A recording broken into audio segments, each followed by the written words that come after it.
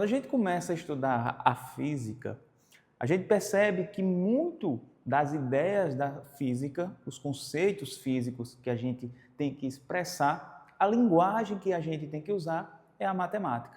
Afinal, como diz Galileu, se a física é poesia, a matemática é a linguagem com que ela é escrita.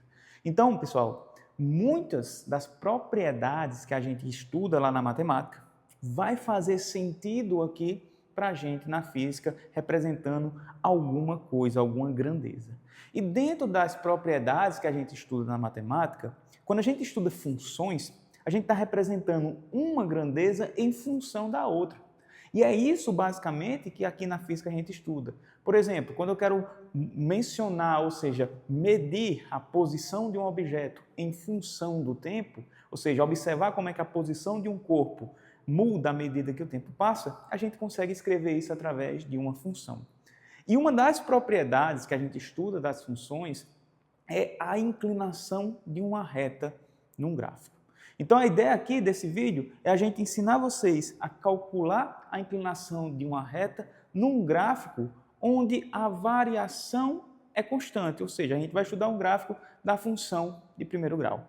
E se vocês lembrarem lá da matemática, uma função do primeiro grau, que tem sua lei de formação f de x igual mx mais b, onde esse b é chamado de coeficiente linear, o m de coeficiente angular, o x de variável independente e f de x, que é o y, a variável dependente. Ou seja, f de x depende do valor de x. E a ideia é a gente construir exatamente um gráfico para representar essa dependência de f de x em x. Então, a gente vai ter isso daqui, ó, um gráfico com dois eixos, chamado de abscissas e ordenada. Aqui eu vou ter a variável independente, no caso o x, e aqui seria a variável independente f de x, ou, como a gente gosta de chamar, de y, né? Então, essa relação me diz como o y muda à medida que eu aumentar ou diminuir o valor de x, através dessa lei de formação. E o nosso objetivo é calcular a inclinação dessa reta, que é justamente representado por essa letra aqui, ó, pelo m, que é o nosso coeficiente angular. E a gente sabe, cara, para definir uma reta, já que isso é uma função de primeiro grau e a gente sabe que é uma reta, a gente precisa de dois pontos. Então, por exemplo, pega um ponto aqui chamado de x1. Coloca nessa lei de formação, faz as operações e você vai ter o valor de y1. Então, para o valor de x1, eu encontro um valor de y1. E aqui eu teria o ponto x1, y1. Mas para construir a reta, eu preciso de pelo menos dois pontos conhecidos. Então, se a gente pegar um ponto aqui x2, aplicar na lei de formação, eu vou encontrar um valor de y2. Então, aqui, ó, eu tenho um valor. Para esse valor de x, eu encontro o valor de y. Então, esse ponto aqui seria o ponto x2, y2. Então, conhecendo o ponto 1 e conhecendo o ponto 2, a gente consegue traçar uma reta que passa exatamente por esses dois pontos. Tranquilo? Então, é assim que a gente constrói a nossa reta da nossa função linear. Mas o que a gente está interessado aqui é saber exatamente quanto é a inclinação dessa reta, ou seja, quanto é o valor desse ângulo aqui, ó, θ. Tranquilo? E para isso, medir a inclinação de uma reta, pessoal, é medir uma variação que aconteceu no x e uma variação que aconteceu no y. Ou seja, é a gente medir quanto o x variou daqui para cá. Então, esse tamanho representa a variação de x E a gente sabe que variação é ΔX, x2 menos x1, no caso, né? E aqui a gente vê que quando x1 vai para x2, y1 vai para y2. Então, aqui seria a variação de y, o ΔY. O ΔY. Então, medir quanto foi a variação de x1 para x2, me diz como y1 mudou para y2, ΔX e ΔY. Então, essa inclinação é justamente medir o tanto que eu andei em x e o tanto que y aumentou. Então, a gente pode perceber que eu tenho um triângulo aqui. E esse triângulo é conhecido da gente, onde eu tenho esse cateto aqui, ó, que seria o cateto adjacente ao ângulo, que seria o nosso ΔX. Tenho esse cateto oposto ao ângulo, que seria o nosso ΔY. E aqui eu tenho a minha reta, com o ângulo que eu quero calcular. E olhando para esse triângulo retângulo, que é esse triângulo que tem um dos lados reto aqui, ó, 90 graus, a gente pode perceber que se eu conheço esses dois catetos, né, ΔY aqui, se eu conheço esses dois catetos, oposto e adjacente, eu consigo calcular a tangente daquele ângulo. A tangente seria a variação ΔY, cateto oposto, sobre o cateto adjacente.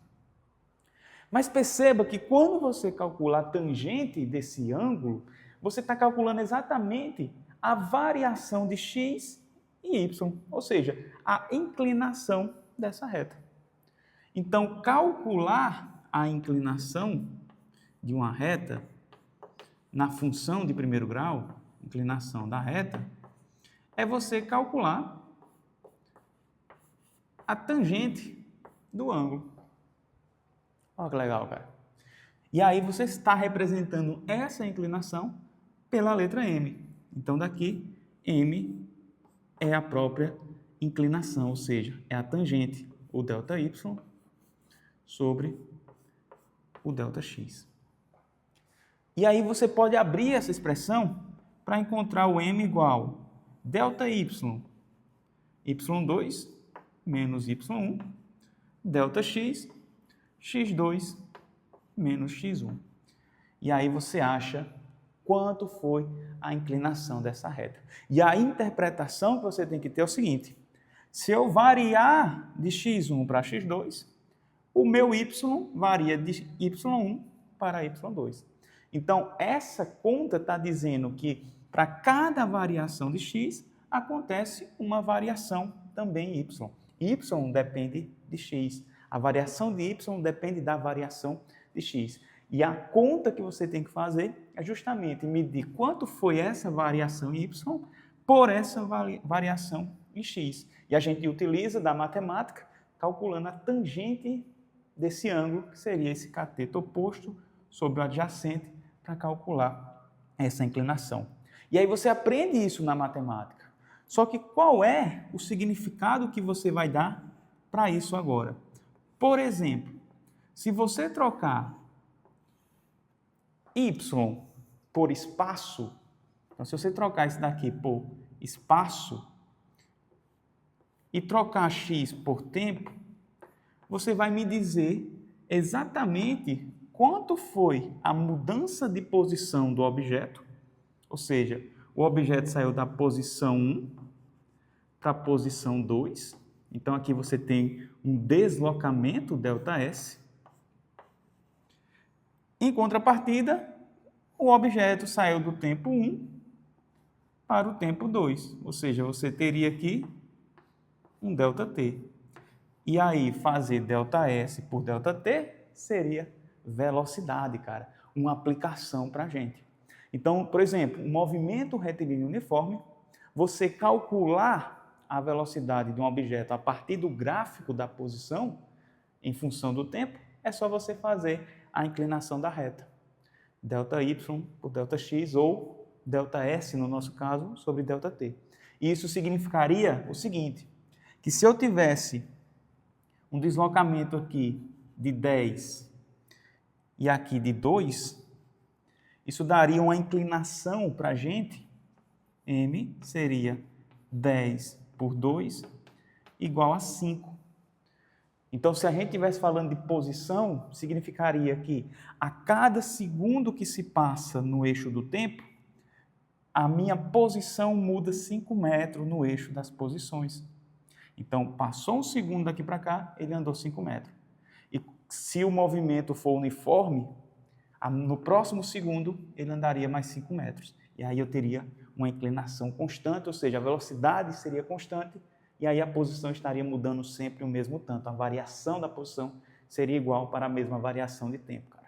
Então, é uma aplicação que você tem. Então, entenda, tudo que você estuda lá na matemática, aquelas propriedades de funções, de gráficos, a álgebra, a geometria, vai fazer sentido aqui na física para expressar grandezas em funções de outras, tá certo? Então, isso daqui, essa equação, essa ideia de inclinação vai ajudar você a abrir a sua mente e entender muito melhor os conceitos aqui na física.